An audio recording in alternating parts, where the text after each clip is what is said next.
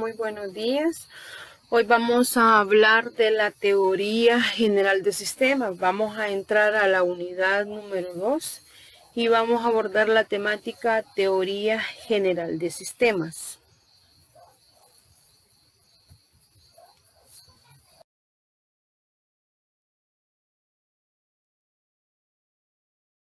La teoría general de sistemas fue descubierta por Ludwig. El autor de esta teoría fue creada en 1940, ¿verdad?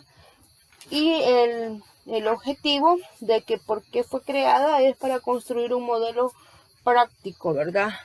Para esto tenemos algunas conceptualizaciones y dice que es un conjunto de objetos distinguidos que interaccionan entre sí para lograr un objetivo determinado en un todo unificado.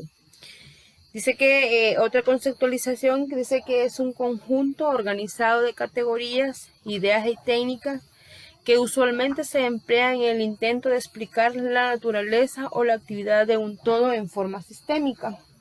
Entonces tenemos ahí varias conceptualizaciones, ¿verdad?, de este biólogo que creó esta teoría y que realmente no solamente funciona en biología, sino que funciona en las diferentes teorías científicas también.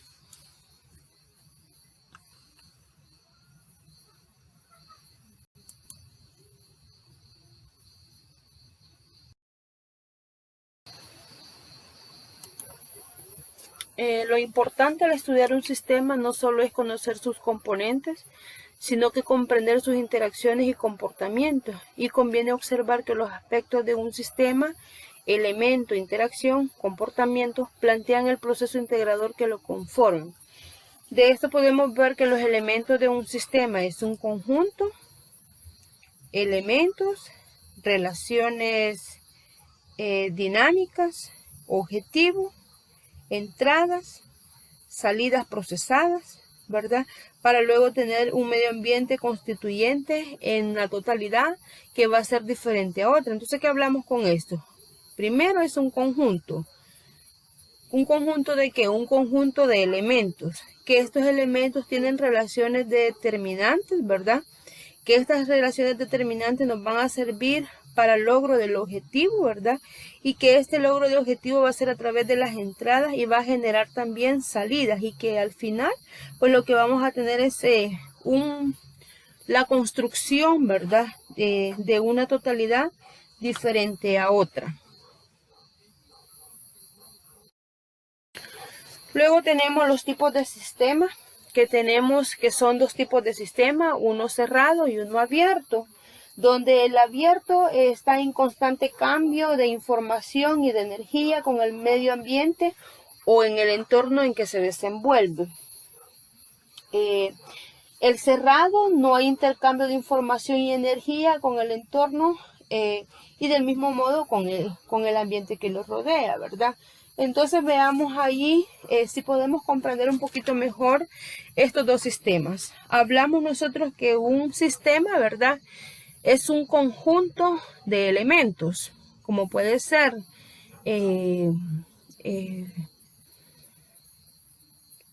un organismo vivo o puede ser un elemento. Por ejemplo, tenemos ahí dentro del ejemplo el cerrado, podríamos nosotros nombrar un sistema, podría ser una silla.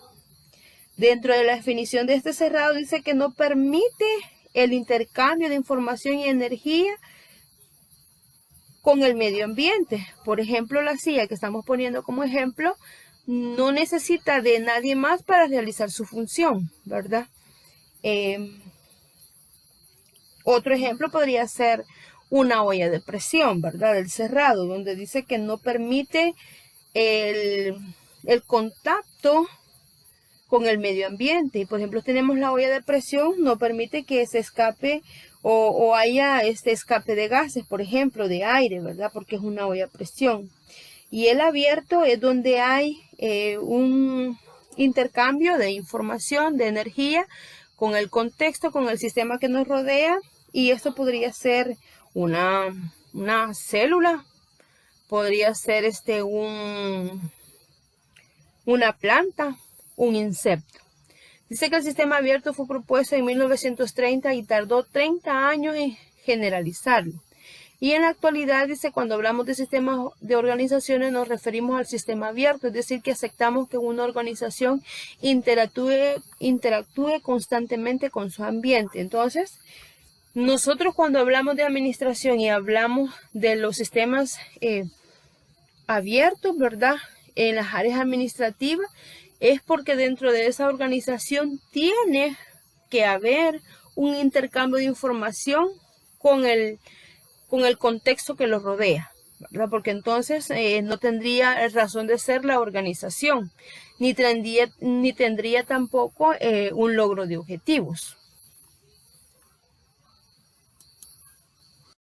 Los principios de la administración. ¿Qué es la administración? Es adaptar los recursos a la función del servicio. Para que se dé el proceso administrativo se tiene que dar una acción conjunta. Si esta acción fuera individual se llamaría unitaria. Cuando se administra se entra en forma parte de una acción más de una persona, entrando otros conceptos superiores al individual. Entonces veíamos nosotros también que dentro del proceso administrativo no necesita nada más estar solo el administrador. Necesito tener yo, ¿verdad?, una área de subalternos, unos sublíderes, ¿verdad? Y estos sublíderes tener a cargo el otro personal, ¿verdad? Para que en conjunto, ¿verdad?, se trabaje en equipo y se pueda lograr, ¿verdad?, valga la redundancia, las metas que se han propuesto. Tiene que existir un propósito. Toda acción debe tenerlo en el momento en que se comparte una acción conjunta, se debe decir el propósito. Entonces decíamos también, ¿verdad?, que si nosotros como organizaciones no caminamos con la misma visión, con la misma claridad de los objetivos que quiero lograr, difícilmente yo voy a poder pertenecer a esa organización. Dice que se intenta que el servicio sea de la mejor calidad y al mejor coste mediante la administración. Permite satisfacer las necesidades de la persona a través de la productividad. La mejor utilización de los recursos mejora la productividad. Si nos fijamos, también hablamos de las organizaciones, ¿verdad? Y hablamos de los objetivos organizacionales, ¿verdad? Y que estos objetivos organizacionales tenían mucho que ver con el contexto económico también, ¿verdad? Hablábamos de la productividad, que estos objetivos económicos no interfieran en la calidad del producto que estoy sacando. En este caso sería, ¿verdad?, de la calidad de las intervenciones que le voy a proporcionar yo a mi paciente.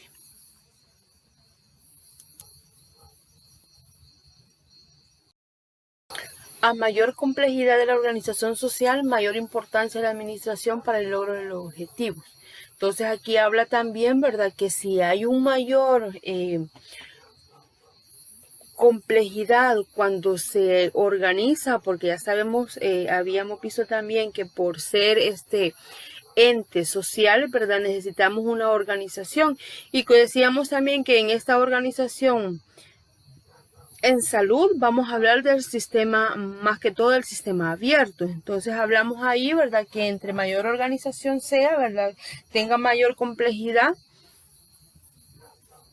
mayor importancia va a ser en el logro del objetivo. Dice que se aplica en cualquier organización social, dando lo mismo que sea una empresa o un servicio de salud, ¿verdad? Lo que hablábamos anteriormente. Sí, esta teoría fue creada por este científico alemán, Lubin, ¿verdad? Que era un biólogo, ¿verdad?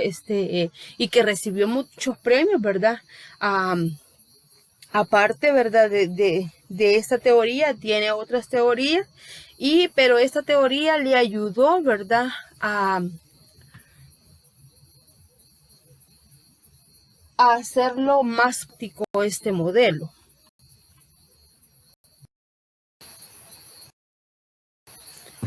Todos estos están constituidos por un conjunto de elementos, por ejemplo, estructuras físicas, recursos humanos, tecnología, ¿verdad?, coordinándose entre sí para cumplir una función y estando relacionados con ellos mismos. Aquí veíamos también los elementos que conforman, ¿verdad?, la teoría general de sistemas, y que tiene que ver mucho o tiene que retomar los otros constructos que han elaborado para poder desarrollar esa teoría. Y esta habla mucho es una de las teorías más, un poco más reciente de la tecnología. Luego viene el proceso administrativo. ¿Qué implica el proceso administrativo? Actividades sistémicas. ¿Cuáles son? Actividades que tienen una consecución o una periodicidad, ¿verdad? Que se realizan consecutivamente, ¿verdad? Durante, por ejemplo, una vez al año. El proceso administrativo siempre está desarrollado por un grupo humano, no existiendo proceso que se lleve de forma mecánica. Entonces decimos también de que el proceso administrativo es el pensar, tener el conocimiento. Cuando yo ya tengo el conocimiento, puedo echar a andar mi imaginación, mi creatividad y todas aquellas bagajes de conocimientos que yo poseo, como para poder también influir sobre los subalternos y el logro de los objetivos. ¿A través de qué? A través de todas aquellas herramientas, a través de todos aquellos mecanismos, a través de todos aquellos lineamientos, principios que basan el desarrollo profesional que hemos estado llevando para lograr los objetivos o las metas propuestas. Todo proceso administrativo integra y utiliza una serie de medios o conjunto de recursos.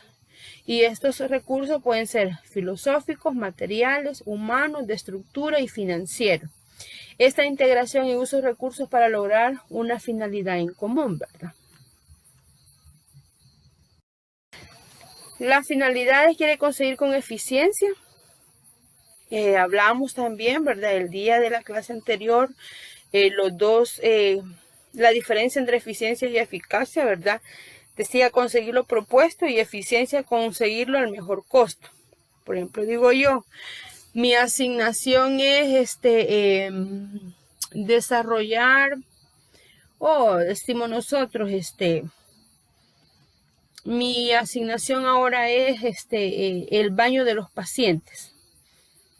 Entonces yo hice el baño de los pacientes, ¿verdad? Y para esto tengo destinada 4 horas, ¿verdad? Para bañar a mi paciente. Entonces, conseguí la eficacia en 4 horas bañar a mis pacientes que tenía asignado. Pero si yo digo, bañé a mi paciente con menos recursos o sin desperdicio de recursos y lo bañé en 1 hora menos, ¿verdad? Que la otra compañera, entonces he trabajado con eficiencia. La sistematización del proceso administrativo se lleva a cabo en 4 etapas. Esto ya lo habíamos visto también en el ciclo pasado, donde viene la planificación, ¿verdad? Con que se visualiza, con qué recursos se cuenta, cómo se va a hacer mejor, ¿verdad? ¿Qué voy a hacer? ¿Cómo lo voy a hacer? ¿Para qué lo voy a hacer? ¿Y cuándo lo voy a hacer? ¿A través de qué? A través de un plan. La organización, que define como que hay que llevar a cabo el plan, la dirección para ponerlo en práctica, dirigiendo el proceso, el control o la evaluación de lo que he planificado se haya cumplido y que este cumplimiento sea también, ¿verdad? Con el logro de lo esperado, ¿verdad? Con los resultados que yo necesito o que me he proyectado conseguir. El proceso administrativo hay 2 etapas, el de pensar y el de hacer. También hablábamos de que el administrador, ¿verdad? O el perteneciente a una organización no simplemente va a ser el pensante. No necesitamos un líder que retome para sí solo, sino que este líder pueda influir en el pensamiento de los subalternos, que es de forma positiva, ¿verdad? Que este líder tenga la capacidad de pensar, pero que también motive a aquel, ¿verdad?, que forma parte de su organización a cómo pensar de una forma creativa, siempre para el logro del objetivo. Si se planifica, se piensa, pero si es un proceso intuitivo, se centra en el hacer. Entonces hablábamos también de que yo como administrador no puedo administrar si no conozco. Entonces, por ende, tengo que tener un conocimiento básico sobre lo que es lo que voy a ir a desarrollar. Los procesos de etapas del pensar. La planificación, que es la esencia de la etapa del pensar, ya que para definir objetivos y cómo lograrlos, lo primero que se va a hacer, se puede dividir en, y vemos ahí cómo lo vamos a dividir en el caso de la planificación. Análisis de sistemas, los subsistemas y elementos que lo integran sobre lo que se va a trabajar. Vemos ahí cuando hablamos de la teoría de sistemas, ¿verdad? Que decíamos que un todo conforma un sistema y que este sistema puede tener subsistemas o pequeñas partes, ¿verdad? Que lo pueden subdividir y que estas subdivisiones van a tener elementos, ¿verdad? Y que cuando ya se hace un solo conjunto de estos subsistemas, de estos elementos, se forma el sistema. La elaboración de un plan con los datos anteriores, no antes de la recogida previa de los datos. Y luego hablamos de la organización, que es la preparación de una estructura de organización y de funcionamiento. El elemento organizativo es el que establece las relaciones entre los elementos del sistema para el fin designado, y el funcionamiento es lo que se quiere conseguir, la forma de llevar a cabo lo que se quiere conseguir. Son diferentes la estructura y el proceso. Entonces, en el proceso administrativo veíamos, ¿verdad? La planificación. Luego viene la organización, que es la planificación, lo que yo voy a pensar, qué es lo que voy a hacer. Y la organización es cómo lo estructuro para poderlo llevar a cabo. Entonces, es un proceso también, ¿verdad?, que va ligado al sistema de esta teoría también. El proceso de la ejecución o posterior al pensar. Y luego viene la dirección, definido como la toma de decisiones según los recursos y objetivos planificados, y la comunicación a todos los elementos de la organización para que sepan que las decisiones tomadas tienen como finalidad el cumplimiento del plan y que sepan qué es lo que se va a hacer. Y por último, el control, ¿verdad? Donde se miran o se evalúan los resultados esperados. En dado caso, en el control no encontramos nosotros el 100% de los logros, entonces ahí tendríamos, ¿verdad?, que nosotros volver a replantearnos a través de un plan de mejora cuáles son los objetivos que no conseguimos y qué es lo que estuvo fallando para poderlo implementar. Esta es una estructura circular en la cual se están relacionando permanentemente unas etapas con otras, y la conclusión de la última etapa lleva a la primera, lo que decía anteriormente, ¿verdad? Que si no se ha cumplido, que queda pendiente y por qué, siendo todo el mismo proceso. La evaluación no se considera la etapa final, sino la continuidad del proceso, ya que el proceso tiene como continuidad y es sistemático también, ¿verdad? Decíamos nosotros, y lo que estaba repitiendo anteriormente. Si yo me planifiqué todos los objetivos y al final pues no hubo el 100% de los logros, entonces me voy a replantear otros objetivos para poderlos alcanzar.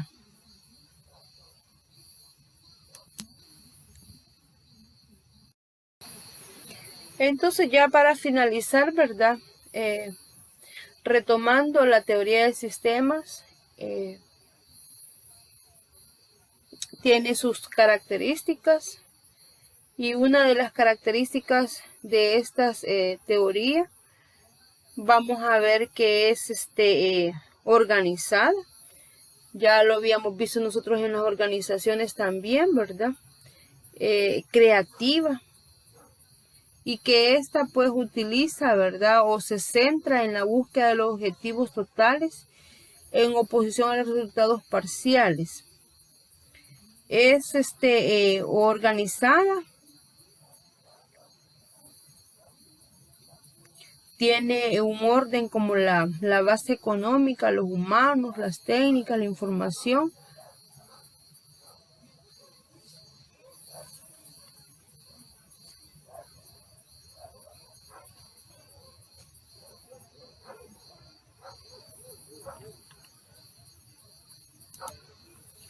Entonces, ya como haciendo un resumen ya de la teoría general de sistemas, ¿verdad? Vamos a hablar o vamos a retomar lo que habíamos mencionado anteriormente, que fue concebida por Lewis, ¿verdad? En 1940. El objetivo de la construcción, ¿verdad? O de la elaboración o de la creación de esta teoría, ¿verdad? Fue para hacerla los procesos más prácticos. Y decíamos también de que era un biólogo, ¿verdad? Y que esta teoría pues se ocupa a nivel hospitalario también, a nivel del sistema de salud. Hablábamos de los conceptos, que un sistema pues un conjunto de elementos e interacción ordenados, ¿verdad? Hablábamos que un sistema puede ser un cerebro, un león, una banda de patos, ¿verdad? Es un conjunto de individuos con historias, mitos y reglas que persiguen un fin en común, y que hay muchas conceptualizaciones también que podríamos nosotros retomar.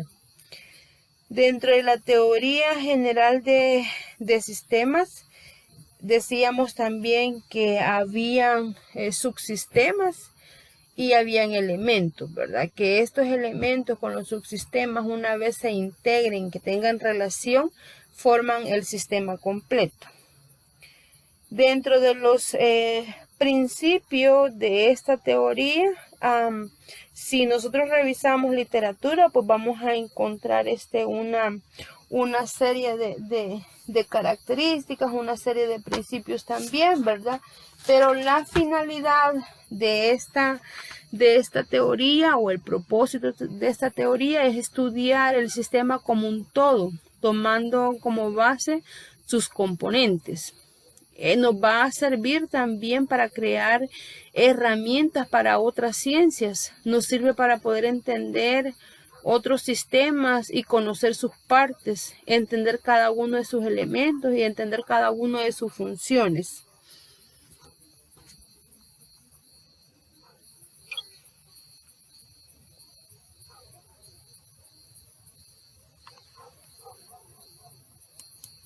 También hablábamos de los sistemas abiertos y los sistemas cerrados, ¿verdad? Que el sistema abierto, decíamos que es el que tiene o el que permite interacción con el resto del mundo, ¿verdad? Con el medio ambiente. Y que el sistema cerrado, decíamos que no hay contacto o no hay intercambio de energía o información con el medio en donde se vive. Entonces, eso hablábamos de la teoría de sistemas, que es una de las teorías, ¿verdad? Escritas por este señor alemán Lewin, y es una de las teorías contemporáneas, ¿verdad? No es la más reciente, pero sí se ocupa actualmente, probablemente no en el área donde nos estemos elaborando, pero sí, ¿verdad? Se puede aplicar al área donde estamos.